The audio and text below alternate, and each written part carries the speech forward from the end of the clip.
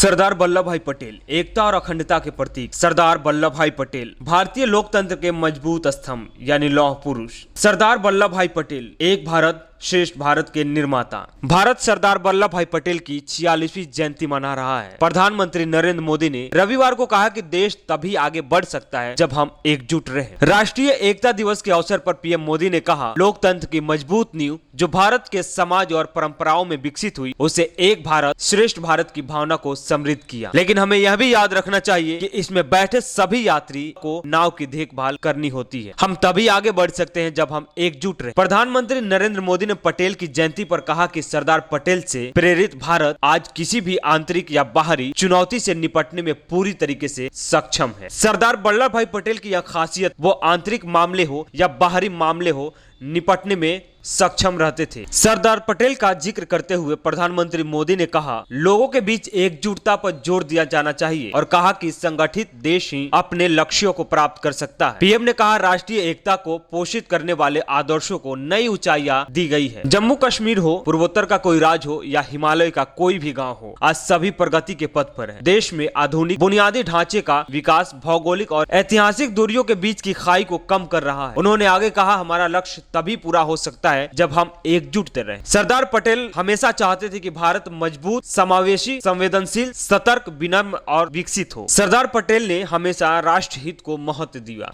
सरदार पटेल की ही देन है कि आज भारत कश्मीर से कन्याकुमारी तक एक है। पटेल ने भारत की एकीकरण में महत्वपूर्ण भूमिका निभाया। आज पटेल की 146वीं जयंती और भारत बड़े धूमधाम से मना रहा है। ब्यूरो रिपोर्ट, दी कंटाप।